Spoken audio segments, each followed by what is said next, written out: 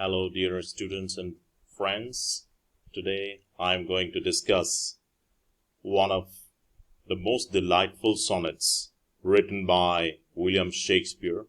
The name of the sonnet is Sonnet 116.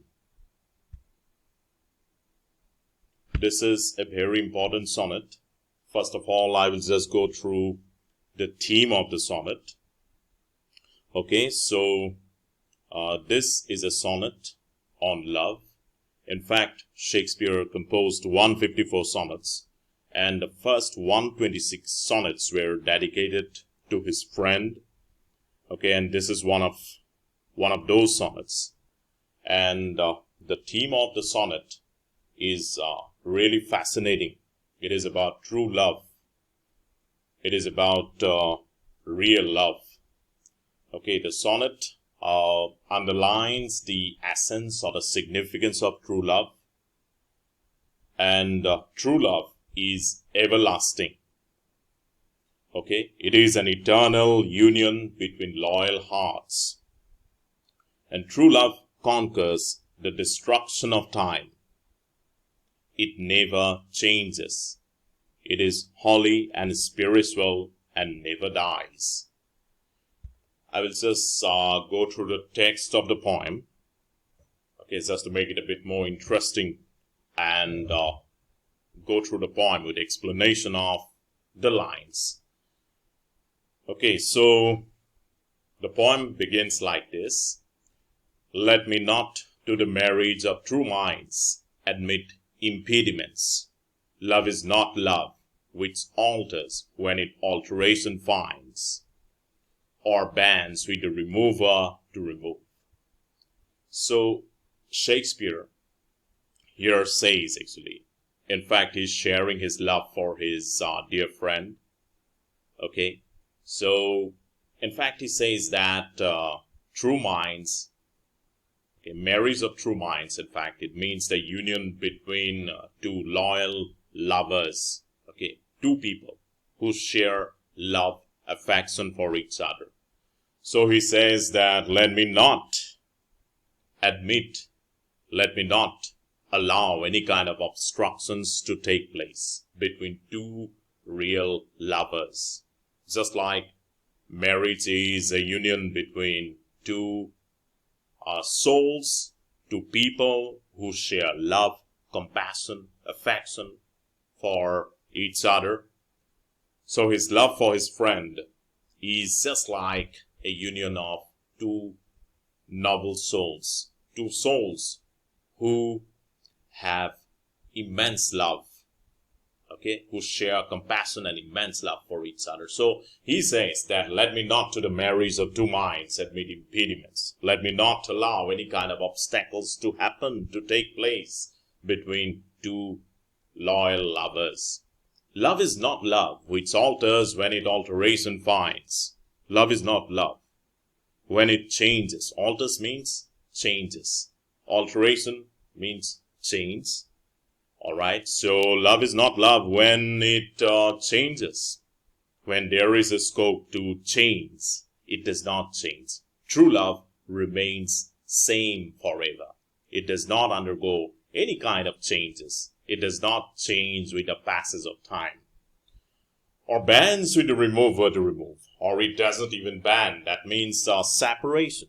Here he indicates the separation or the estrangement which happens due to a temporary separation between two people. So it doesn't change. It does not ban, or it does not go in a different direction. It does not get distracted or diverted, even when the occasion comes. Oh no, it is an ever-fixed mark. This is just like an ever-fixed mark.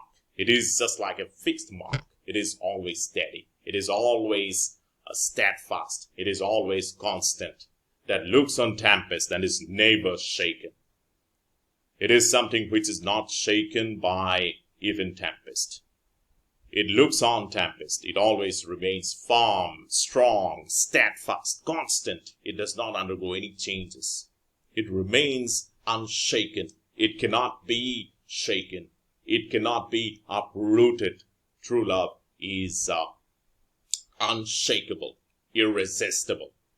It is the star to every wandering bark. It is just like a star. It is just like the pole star to every wandering. Wandering means moving here and there. Bark means here it means a vessel or a ship. So just like a wandering ship, all right, which is searching for the pole star to find the proper direction in which it should move. True love is something like that. A pole star. It does not even move. It does not even move one bit from its place. In fact, it shows direction, okay, to the rest of the world. It remains unchanged forever. Whose words are known, although height be taken. So this is just like, as I said, actually, this is just like the pole star. Its word is unknown, but its height be taken. We always look at the height of the pole star, all right, to determine in which way the ship should move. We look at the pole star because we know that this is something actually which does not wander from its place. It does not it does not actually move all over the place. It remains on the same spot. Okay, so he goes on, Shakespeare goes on, love is not time's fool. Love is not the slave of time. It is not something which can be fooled by time. Though rosy lips and cheeks within the bending sickle's compass come. So this is something, true love is something actually which cannot be constrained, which cannot be hindered by time. Okay, love is not the slave, it is not the fool of time, it cannot be dominated by time. Alright, though physical appeal, physical beauty, it can be restricted by time, or even physical appeal or beauty, it can come under the control of time. Just like a sickle which says harvest or which cuts the crops. Time can cut down or reduce the physical beauty or physical appeal. Alright, but true love remains unchanged. It remains unscattered. Okay. Even under the assault of time. Time cannot do anything to true love. Love alters not with its brief hours and weeks. Love does not change. True love does not change. With brief hours and weeks, it does not undergo any sort of changes, but bears it out even to the age of doom. But it just goes on and on. It lives forever. True love always lives forever. In fact, it goes on even to the doomsday. Here, there's a reference being made to doomsday, on which there will be judgment actually, judgment day. And in fact, it is even mentioned there in the Bible as well, that all the souls actually will have to appear for the judgment day, when the ultimate judgment will be meted out to them by the Almighty. So when the earth is destined or fated to end, on that doomsday, it will be the end of the world. So when the world eventually will end, this will just go on. True love will always go on, even to eternity. That means true love is eternal, it is perpetual, it is everlasting, it does not end anywhere. In fact, it will just keep on moving till the end of the world. If this be error and upon me proved, and this is an error, okay, and if it is proved, I never read nor no man ever loved. Then Shakespeare goes on to the extent of saying that if this turns out to be a mistake, okay, if this turns out, whatever he says that true love is not eternal or something like that, if it is not true, and if it is proved, all right, then in fact he says that there no man truly loved. Okay, so this is something in the concluding couplet actually. He just dares to challenge any kind of allegation if it is brought actually against true love. Okay, that Shakespeare's conviction, his belief is erroneous, or it is not true. It is not actually true. Then in fact, he says that he never wrote. Okay, he did not actually if he is proved wrong, all right, then he in fact actually says, he says that no man ever loved. There was no true love.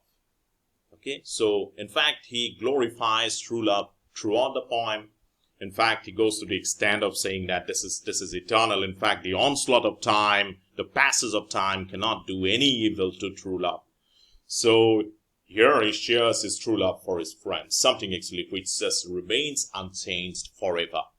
And this is a poem actually which is written in the typical Shakespearean format, all right, wherein actually we have 14 lines actually which constitute a sonnet. So there are 14 lines in fact, and there are actually 3 quatrains consisting of 4 lines each. And finally, there is a last, there is a couplet where the 2 last lines just rhyme together.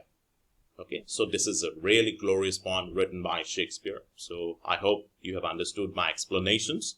So until the next time, goodbye. Thank you.